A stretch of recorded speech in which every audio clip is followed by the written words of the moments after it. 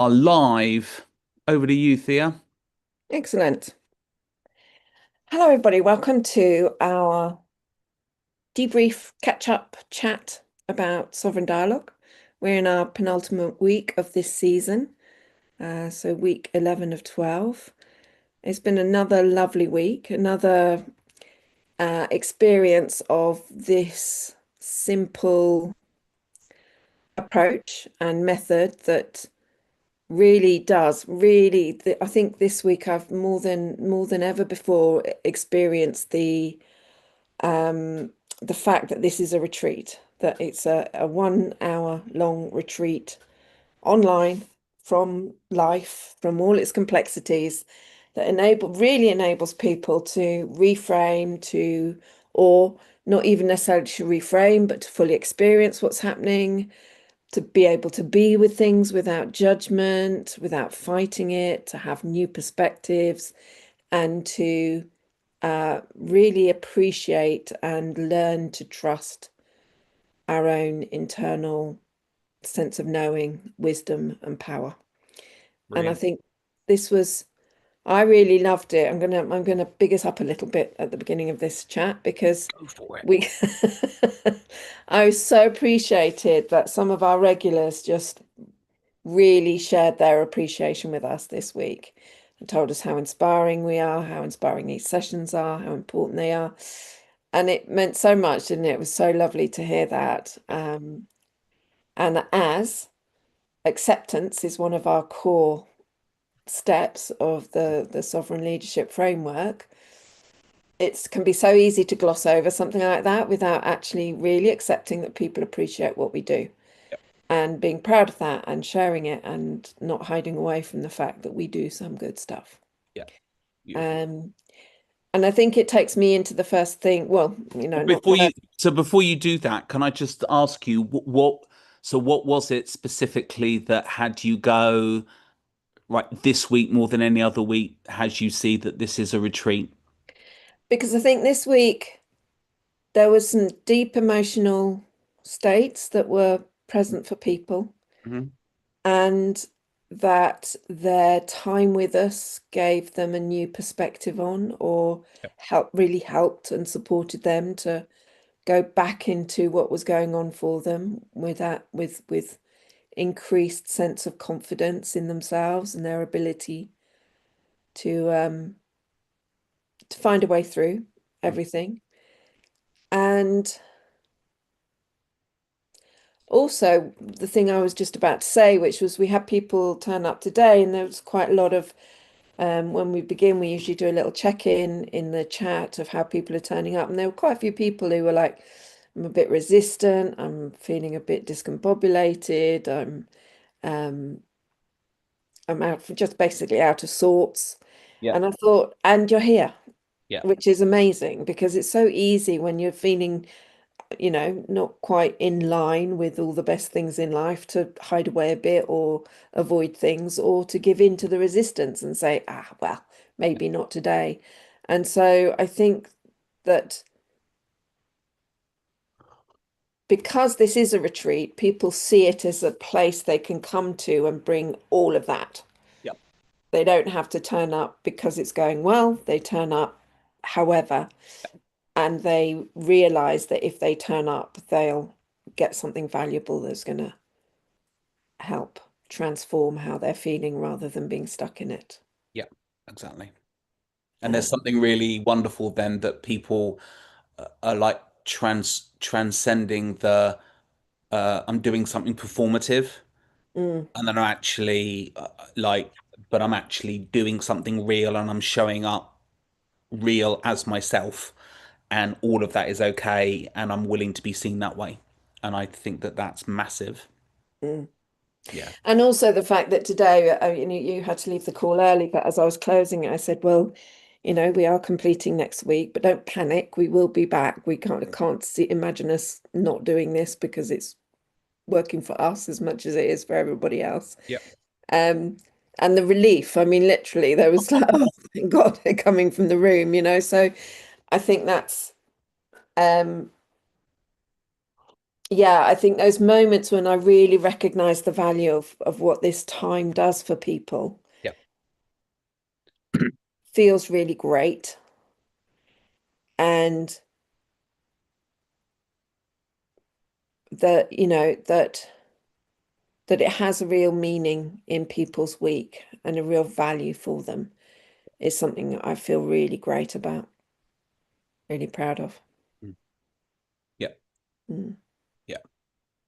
And I can see that I can see that as we go forward, and we've already got some of these plans in place, haven't we, of running one-off workshops or short courses around very practical things like decision making and confidence and leadership and authenticity and all of those things, that using those practical tools as ways of having people tap into the skills or the techniques or the qualities of sovereign leadership, that some of those people will start to come into the sovereign dialogue um, community, and mm, that feels really important as a way of sustaining and mm, building that growth and that connection that people will get in those courses.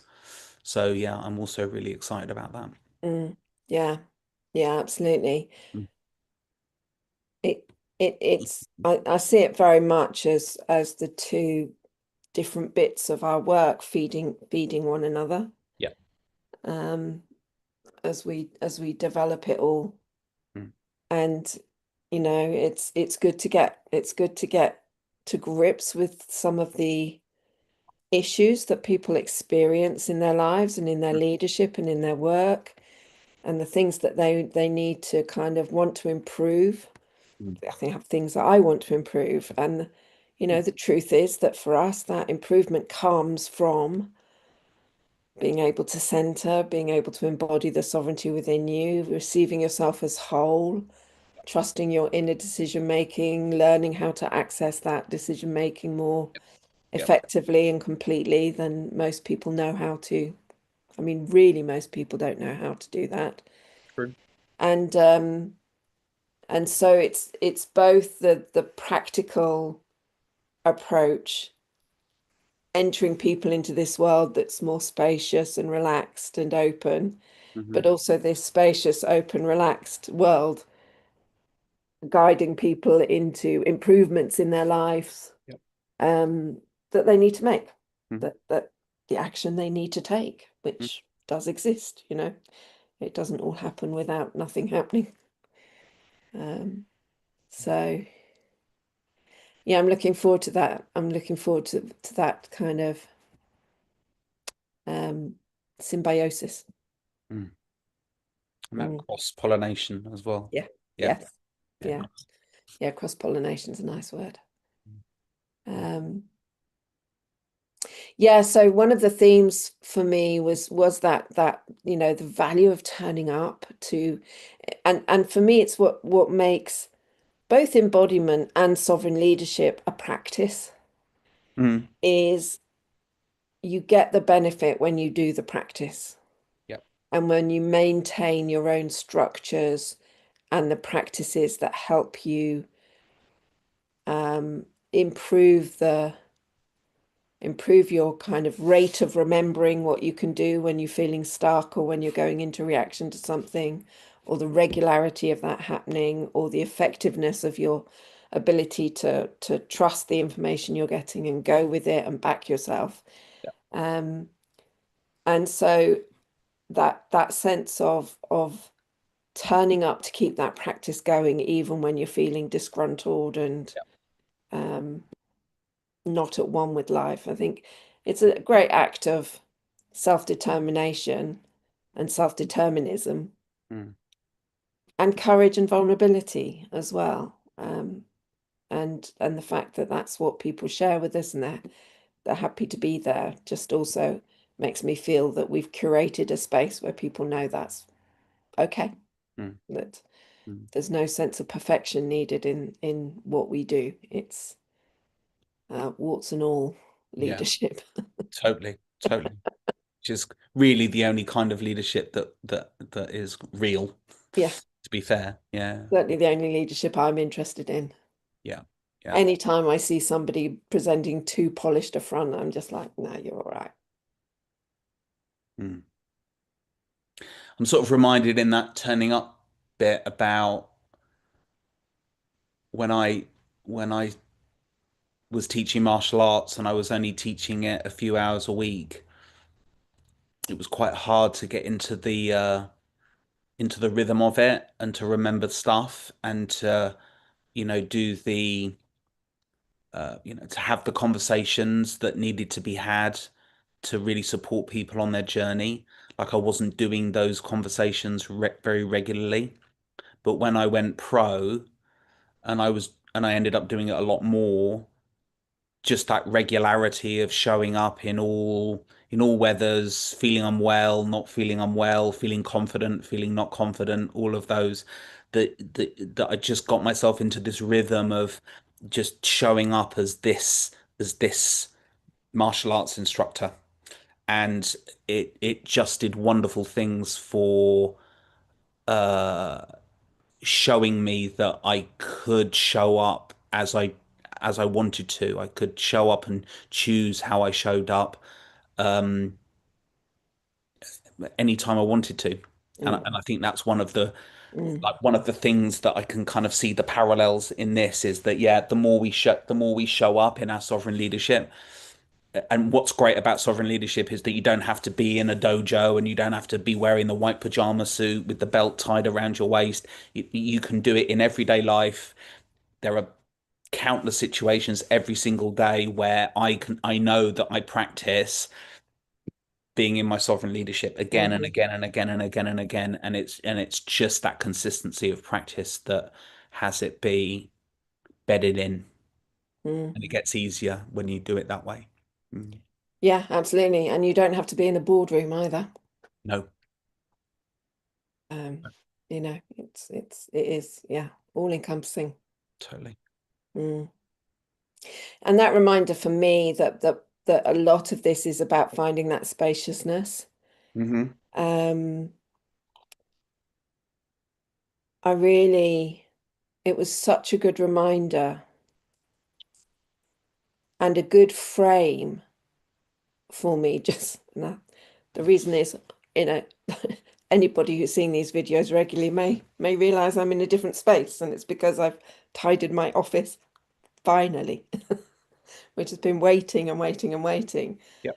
And it's been a scratch in my consciousness that I haven't done it, and one of those things that just deflates me a little bit because I haven't been taking the action to address the fact that I need a space to be creative in, to work in, to move in. Um, and this is it. And I couldn't, I was picking around things and there were boxes still from when we moved and the fact that I've done it and then my dialogue just picks up on how good that made me feel to actually give attention to my physical space, which helps give my spirit space. Yep. Um, I absolutely don't think you need conditions in place to create or to step into your sovereignty or to get the results you want. But there are conditions that support you to have a relaxed, Yep. creative nervous system. Yep. And the more you can pay attention to those, the better it's going to be for you. And Yep. for me, one of those is spaciousness. So spaciousness in my day that is not the kind of the absenteeism of trying to avoid stress or that flinch away when things are piling up and you're not addressing them, Hmm. but instead the spaciousness to go, oh, maybe this is when I could contact HMRC or get onto that inquiry or Yep. sort out that problem Yep. and then actually just do it Mm. in that way is it's so relaxing to be able to function that way. Yep. Um, yeah, it was a really lovely read this morning. It was really helpful Mm. Mm. personally. Mm. And that really sort of ties in as well with your thing about being in flow, like just that Mm, kind of spontaneity as well, that it feels right to do this in this moment. So do it. Just do it, and Yeah, it'll take a fraction of the time, and it'll be really energizing, and it'll yeah, give you it'll give you momentum for the next thing, and then the next thing, and then the next thing, and it builds. exactly. Yeah. It's so important. And it's, it's great to remember, like we all fall into these traps. Mm. Um, Yeah. so but that conscious moving out of them gives us fuel to remember A, what I want to do for myself, but B, what I want to help other people do for themselves. And if I don't have those times, then I don't have the lessons to share with others or the stories to share with others to go, Yeah. well, guess who's been living with a chaotic office for Yeah. far too long? Well, Yeah. me. And then, whoa, when I did it, guess what? Magic. Who'd have thought? Who'd have thunk? Who'd have thunk it? Yeah, yeah, yeah. And like you say as well, it gives you that that confidence and belief in the process because you actually know that it works, Yeah, and that you also know the impact of it when you don't do it. yeah, So yeah, it kind of works in both directions. Yeah. yeah, very much. And so one of the themes that we were talking about before we went live was this idea of the knots, Mm, um, KNOTS, the knots, and just that ability. Like I've been having some conversations with this week with people who and what they've been like the realization that they've been having is sovereign leadership doesn't mean that the knots aren't there. So I think certainly I've been guilty of this impression that when I'm content or when I'm happy or when life feels sorted, that life just flows really easily and that there are no challenges and that somehow I manage to just rise above everything. But my experience of it is it just isn't like that. But what it is more like is I can stay fluid in myself and I don't tighten up and I don't jam and I don't get kind mm, of hooked by whatever it is that's happening out in the world. Um, so I can still meet the challenges of life, the big things and the small things, but I can meet them, but meet them from a place of yeah, fluidity and ease and calm rather than pushing against them or resisting them in some way. mm, And I think some of those knots are the beliefs, the habits, the the ways of thinking that get us hooked. And so being able to dissolve those with being in our mm, sovereign, and you were talking about this kind of like this light shining within you, but which I think is a lovely metaphor in that there's this way of I keep doing this. There's this way of sort of teasing the knots and mm, easing it, and so the threads are just easier to work out, and it just makes the whole thing a lot easier to understand. And then it allows me to have compassion for myself, and when I have compassion for myself, then it eases it even more, and the whole thing just starts to open up, and then these challenges just don't seem so difficult anymore. mm. Yeah. Yeah, I think I don't know, maybe some of this is some of the natural learning of aging, Hmm. um, as well as some of the methodology that we're putting in place. Yeah, But but I know plenty of older people who don't learn it as well. totally. Um, but I think that sense of being able to flow through things rather than have to get round them or get them out of the way, Hmm. is again, it's another affirmative support for the awareness, acceptance, and choice model, mm, that acceptance of what's going on helps you just to be with it rather than bypassing it or getting over something. We talk about get over it. Well, maybe just kind of gently be with it until you move through it. mhm, And then it is part of you and it isn't denied. It's not a part of you that is being chucked out as not being valuable or having any worth, because yeah, those moments of difficulty, those moments of tightness, those moments of problem sometimes, mm, not always, but often they have the most valuable lessons in them, don't they? Of mm, our relationship to life. yeah, Um, I think one of my teachers I always really appreciated, he used to say conflict is our greatest teacher because it teaches us how we respond. So yes, the way we respond to conflict is the way we respond to everything. yeah, So if you tend to get right in there, you will get right into everything. If you tend to avoid it, you'll avoid everything. And mm, conflict is there to show us, to heighten our self-awareness. And when we do that, we can just gather in the gold of whatever those habits are, as well as just letting go of some of the bits of it that don't serve us so well, mm, or usually don't serve us so well. It might be needed sometimes. mm, Yeah. yeah, An easing. It's like an easing mm, that doesn't make it wrong. Mm, yeah, yeah, yeah.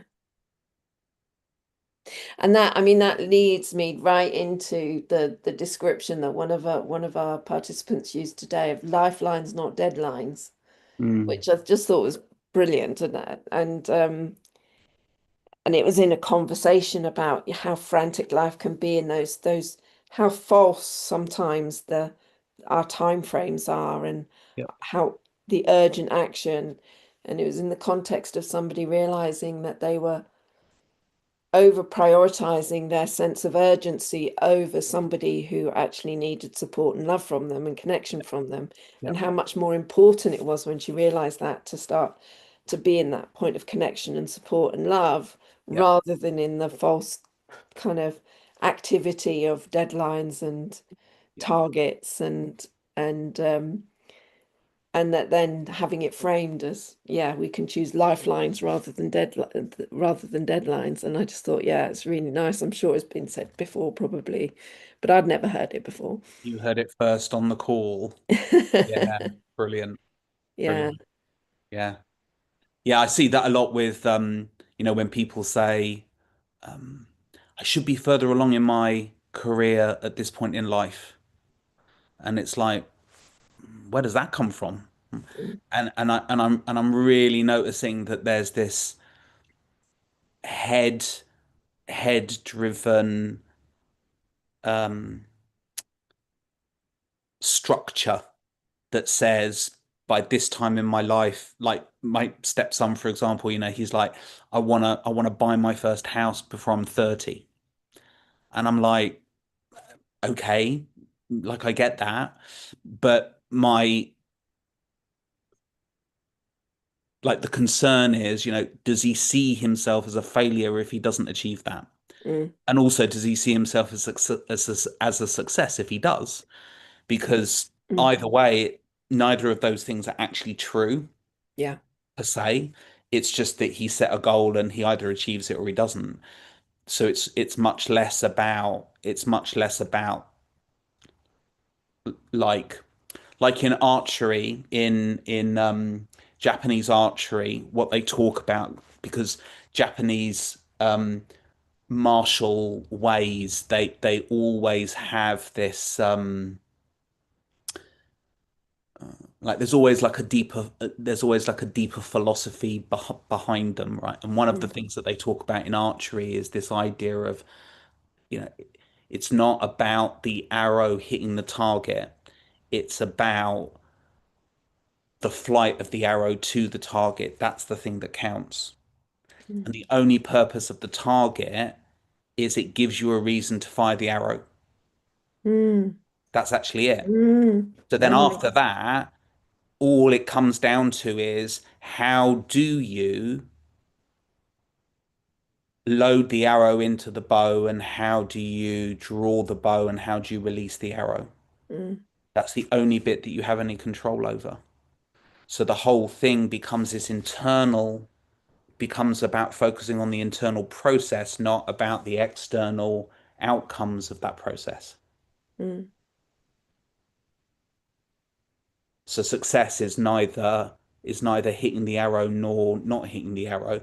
Sorry, the it's not about hitting the target or not hitting the target. It's about that internal environment that means that if the internal environment is calm and peaceful, then the chances are you're going to hit the bullseye. But that's not the point. yes. Yes, I really get that. And yet there is also an end result that Yeah. somebody can hold.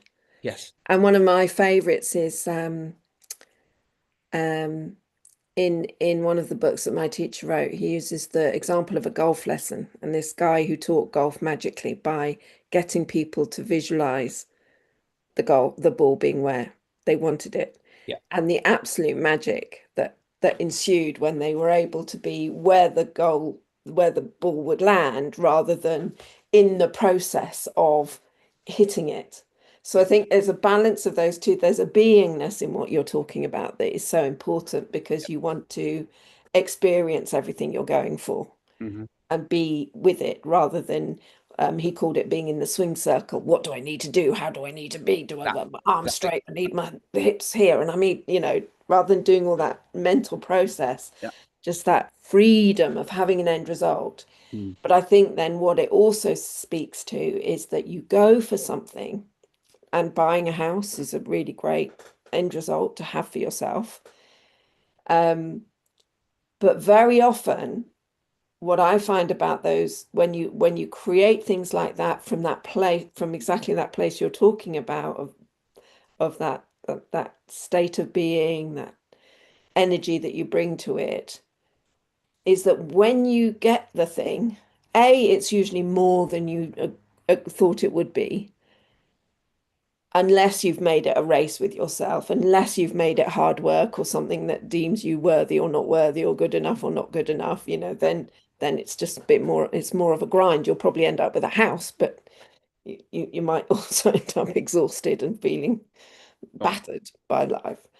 But when you create it from that space of that open field and that open awareness and embodiment, that very often when you get it, you realize what you were going for wasn't the house. Like you say, it wasn't the target itself. It was something that you learned or got or created en route Exactly. to it, or something additional that it gives you that you really had no idea that's what would be behind it. And Mhm. that's the magic Yeah. when what you go for brings you more than you believed it would. Mm. So yeah, it's a nice, it's a quite an interesting little thing to talk through, like target, not target, Yep. because end results are really valuable to know how where you want to go, so you're not just spinning off everywhere, but not if you make them a definition of who you are in the world. Exactly. Mm, Exactly. yeah, awesome. It's Mm. cool, isn't it? Yeah. Yeah, And there was also what you shared in that was also this fakeness of urgency. I mean, I know you sort of spoke to it a little bit. I think that's what I've written there. Fake sense of urgency. Yeah, that these things like have to be done in a certain time, and yeah. actually, yeah, they really don't. They really, really don't. I would say both with myself, I mean, the book I am really actually finally choosing to finish this month. I've been writing for years, Mm, and I've had so many deadlines that I've set myself. mm, And actually, structurally, I didn't have it set up. I didn't have the right, I wasn't doing it. mm. And something wasn't clicking into place. And a lot of it, obviously, there's resistance at play, and that was me giving into that. And but but but I think something changed for me in the work I've done with my coach, Kat, recently that changed my relationship to the character I'm writing about and made her much more important than me. Mm. And so, finally I've got a jog on and have been writing with the purpose of actually completing this novel this month. And if it's not quite this month, I'm not going to be punching myself up, but as long as it's close, because I do need that sense of, yeah, I really have to finish this first draft sometime. To get her voice in the world, I want this character that I've dreamed up in the world. I want her to be something in the world. So um I can't remember where I started with this. Why am I talking about the book? We were talking about a false sense of urgency. Yeah, full set. So I find a lot of what I work with, both with myself and with clients, comes from those false timelines. Hmm. That's often about a relationship, Yep. and it's often about a certain level of finances in their world or a certain number of deals completed. And the reason I think that's false is because you can both set targets that are just not naturally going to happen Mm. and so become mean you have to push, you have to hustle to get there. Mm. But you can also set targets that deny magic happening and them coming much, much, much quicker than you ever dreamt they Yeah. could. Yeah. Yeah. So on the whole, I definitely try to avoid that. Mm. And I get it. Business frameworks often require quarterly kind of a sense of where you're going in a quarter approach to your financial year and things like that. And that's it's okay, but there's again, you need that maneuverability and that elasticity around it to be able to allow it both to happen like in a week or to happen in a longer time frame, but better than Yeah. it would have done if you'd really pushed. Yeah. Yeah. Yeah. And I think in our working relationship, that's the thing that comes up quite often, isn't it? Because I can get quite impatient and I can get quite, oh, come on, like we got to make this happen, and you like every time I get to that stage, you kind of just you gently pull me back from it, and it's like, yeah, and we're building something that has a very, very particular quality. Mm, And I'm really noticing now that as I'm practicing more the kind of the allowing it to emerge, that quality, that the seam of that quality I'm seeing it in all the different things that we're doing. Like this masterclass that we're gonna be doing in Nottingham next Saturday. Like it's really, really clear to me that yes, this is going to be for business leaders, and but the emphasis of our session is going to be about slowing people down and mm, giving people that spaciousness. mm, And I'm getting a sense that the other master classes that are going to be running around it as well are going to be very different to that.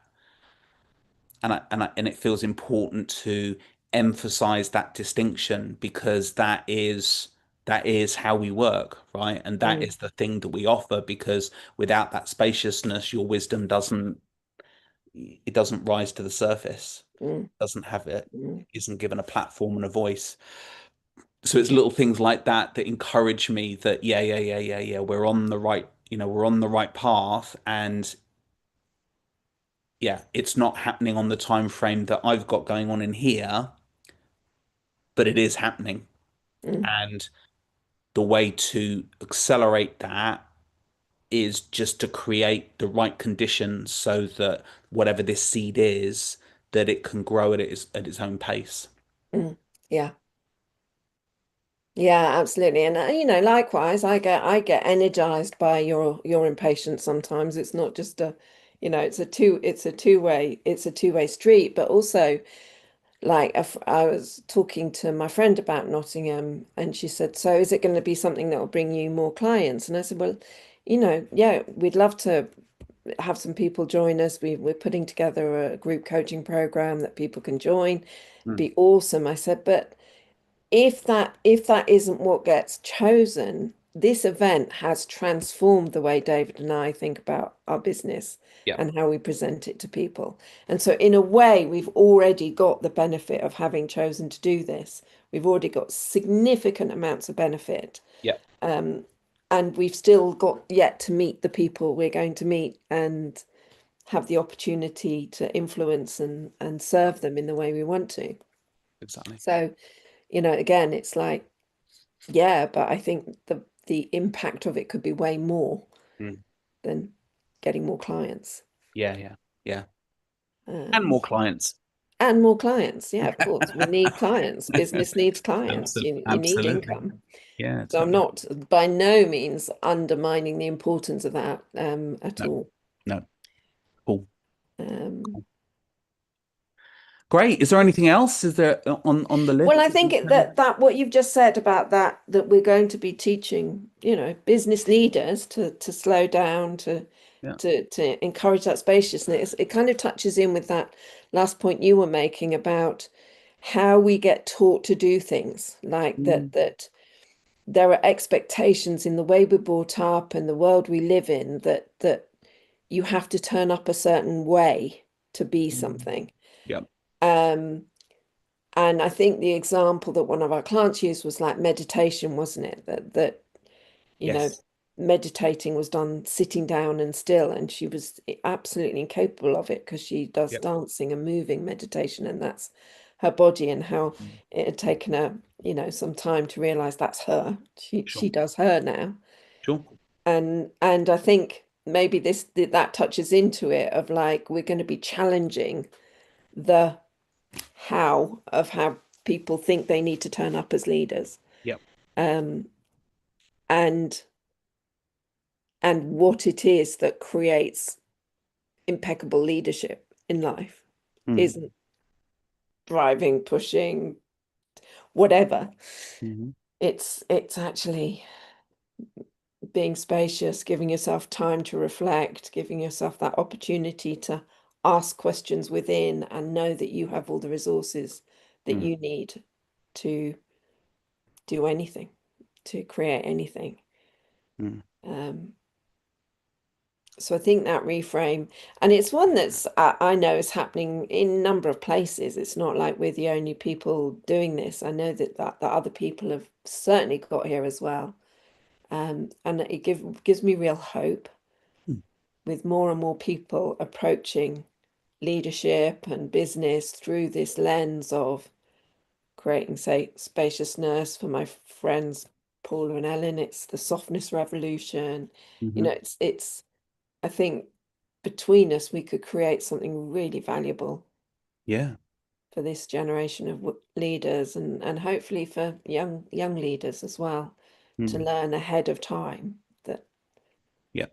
that they can do this the kind of the self-led way. Yeah. Well, I think the younger generation are Gen Z, yeah, Gen Z, and whatever the generation is after them, which I can't remember off the top of my head. Um, but my understanding is that they are seeing their mentors, like the people further on in their career, and they are kind of questioning, like, well, I'm not sure that I really want to work that way. I'm not sure that I want to live that way, Mm, you know? So I think already that is starting to happen because they're already questioning, well, you know, that doesn't seem like a very sensible way to be working, where you're working so hard and pushing so hard that you end up, unwell and burn out and mm. physically unhealthy and Divorced and divorced and bad relationships and all of those sorts of things. So there's a way of like there's an invitation to find a new balance, or well, Mm. actually to find a balance, because clearly the other way was out of balance. Yes, But to very much. find, a balance so that, Mm, yeah, we're scrimping on our neither scrimping on our career fulfillment, and also not scrimping on our relationship fulfillment mm, and our whatever other health fulfillment, wealth fulfillment, all of those things. Um, and I think and I think the more like 20 years ago, I think I would say there was no one was talking about neurodiversity, or hardly anyone was talking about mm. neurodiversity, Yeah. and just this kind of acceptance that everybody, we're all different, and even what neurodiversity looks like is different from one person to another, but we're all different. So I think there's this growing understanding or acceptance that every person, it's obvious, right? Every person is unique, but that also means that every person has their own unique path and their own Mm, unique way of doing things. So rather than trying to pigeonhole people and cram them into these kind of silos of this is how you do it, that there can be a freedom in, well, this is how I do it, and it mm, really works for me. And the person next to them is, yeah, and I do it a little bit differently, and that really works for me, and so on and so on and so on. So there's so much diversity, there's so mm, much creativity, adaptability, flexibility in all of if we're open to all of these possibilities. Very, mm, very exciting. mm. Yeah. Yeah, Yeah. Yeah, and that's and I think there are skills that you need to teach with that as well, because if people are being self-expressed in that way, it means the way we hold leadership has to be different. totally. That you have to have those higher agreements where there is respect and there is time and there is a sense of like, it doesn't have to be my way or the highway. Yeah, We know what we need you to do in your little bit of our shared endeavor, yeah, and you go and do that. yeah, exactly, exactly. Yeah, Mm, brilliant. Isn't yeah, sovereign leadership exciting? very, very, very. Love it. Love it. Yeah, Cool. So, lovely. Good chat, David. Thank you yeah, very much. good chat. We're back next week for the last session of this series. And yeah, we'll look forward to getting together and doing that then. Great. Take care. Thank you. Bye bye. Bye.